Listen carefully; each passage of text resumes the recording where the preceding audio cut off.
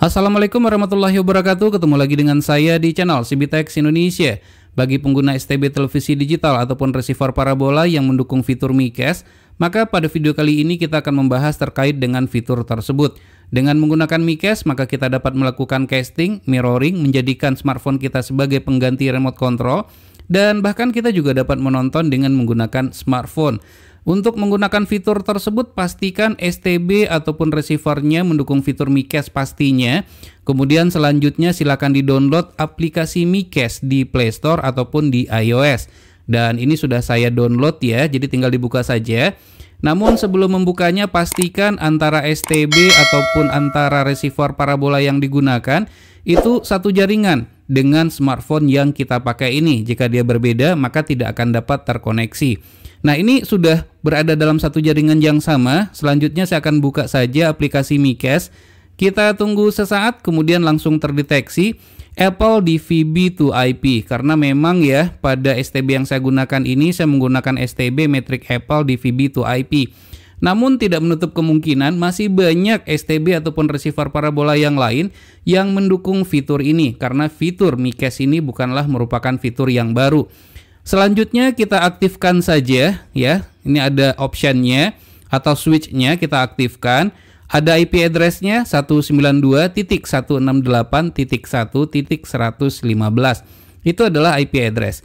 Kemudian selanjutnya ini sudah dapat kita gunakan dengan menggunakan MiCast ini. Smartphone sudah bisa kita pakai sebagai pengganti remote control. Nah, seperti yang terlihat ya, saya coba untuk menambahkan volume ataupun mengurangi volume. Bahkan misalnya mengganti channelnya, jadi sangat mudah sekali. Kalau seandainya remote controlnya rusak, maka ini bisa dijadikan sebagai salah satu solusi sebagai pengganti remote control. Jadi ya begitulah ya, guna salah satu fungsi dari MiCast ini. Tidak itu saja, di dalam aplikasi MiCast ini juga terdapat fitur yang lainnya, seperti yang ini ya, saya akan pilih yang ini. Di mana kita juga dapat misalnya menampilkan foto ya, menampilkan foto pada smartphone. Nah, itu sangat mudah sekali untuk kita tampilkan. Saya akan coba ya untuk menampilkan fotonya, misalnya adalah yang ini. Nah, kemudian setelah kita pilih image-nya, jangan lupa ya untuk menekan bagian yang ini atau option yang ini, maka selanjutnya itu akan pindah ke layar televisi. Nah, ini setiap kita pindahkan gambarnya atau fotonya itu harus ditekan ya tombol yang berwarna biru ini, sehingga apa yang tampil pada smartphone maka akan pindah ke layar televisi kita. Itu salah satunya ya untuk menampilkan image. Tidak hanya foto atau image saja, namun ini juga bisa dipakai misalnya adalah untuk menampilkan video. Salah satu contohnya akan saya coba yang ini ya. Saya akan putar, kemudian kita tampilkan. Nah, itu bisa tampil di layar televisi kita. Bahkan untuk smartphone-nya bisa kita posisikan dalam posisi standby, tidak ada masalah sama sekali, tetap pada layar televisi akan muncul. Jadi tidak tergantung kepada smartphone saja. Jadi smartphone ini hanya sebagai perantara, kurang lebih adalah seperti itu. Namun sangat disayangkan sekali, walaupun untuk yang Matrix Apple DVB to IP ini ya, katanya sudah mendukung untuk HEVC H265 begitu ya. Namun setelah saya cobakan ternyata tidaklah seperti itu. Ini contohnya nih. Ini videonya menggunakan H265. Nah, yang tampil sepertinya adalah suara kali ya. Namun sayangnya volume saya kecilkan, jadi mungkin tidak kedengaran. Untuk musik juga bisa kita putar di sana.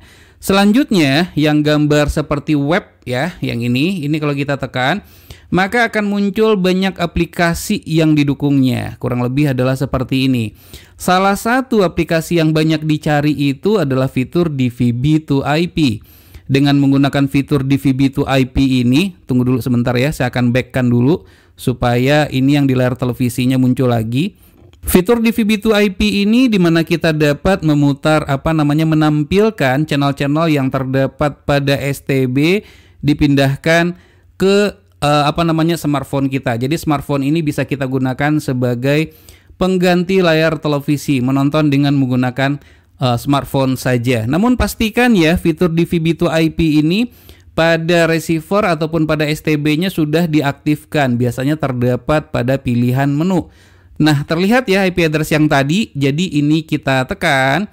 kemudian akan ada pilihan TV dan radio, kita pilih TV saja, maka semua channel yang terdapat pada STB Matrix tersebut akan muncullah di sini. Jadi ini bisa kita pindahkan ya, misalnya saya pindahkan terlebih dahulu misalnya adalah ke SCTV. Nah, biasanya nanti ini akan muncul, dan ini dipengaruhi ya kecepatan dari router yang kita pakai, kualitas router juga. Nah, ini bisa muncul ya. Yang muncul pada layar televisi juga muncul pada smartphone kita. Kita juga bisa pindahin misalnya ke channel yang lain juga sangat bisa sekali, tidak ada masalah. Misalnya saya pindahkan ke Metro TV. Dan ini kualitasnya adalah HD ya, tidak ada masalah. Namun ini harus kita tunggu dulu pada smartphone sehingga dia muncul. Nah, seperti itu tuh. Nah, ini untuk fitur DVB to IP-nya.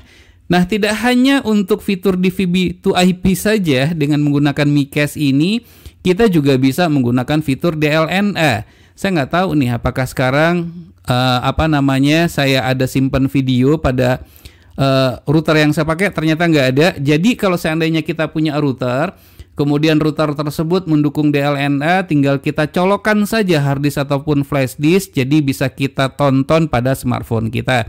Itu fitur DLNA-nya. Tidak itu saja, masih banyak fitur yang lain ya yang bisa kita pakai. Misalnya kita ingin membuka YouTube juga bisa. Nah, ini contohnya ya, saya akan buka YouTube dan kemudian kita coba search. Saya akan coba search misalnya konten dari Cibitek Indonesia. Nah, di sini ada banyak ya pilihannya. Misalnya kita ambil yang Golsat saja deh. Kemudian selanjutnya kita pindahkan ke layar televisi. Nah, hebatnya dengan menggunakan ini, iklan tidak akan muncul. Jadi iklannya itu akan di skip dengan sendirinya. Jadi itu langsung menuju kontennya. Kita percepat saja kali ya.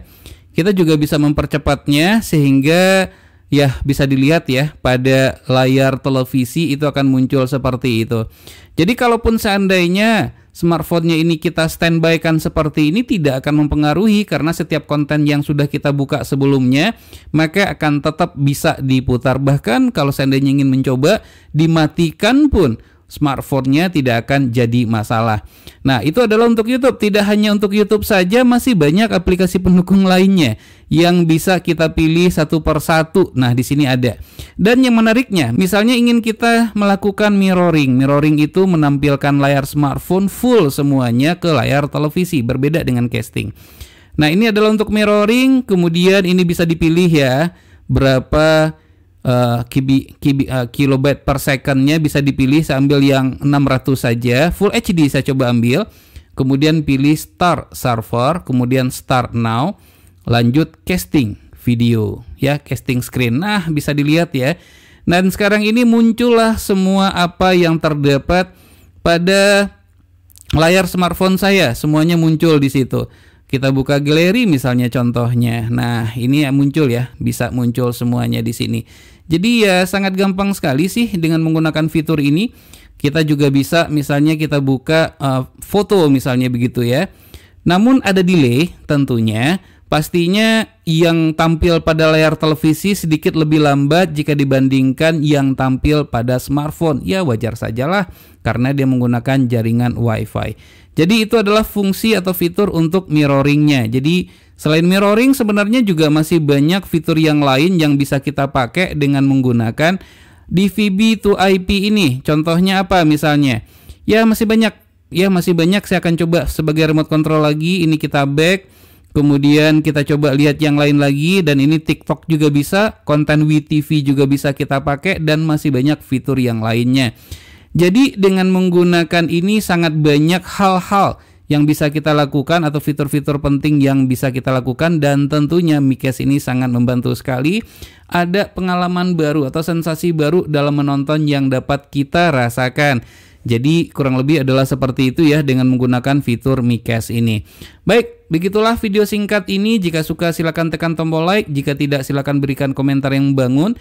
Jangan lupa untuk terus mensupport channel ini cukup dengan cara subscribe, share ke teman-temannya, dan tekan lonceng agar selalu mendapatkan notifikasi video terbaru. Terima kasih, sampai ketemu lagi di video berikutnya.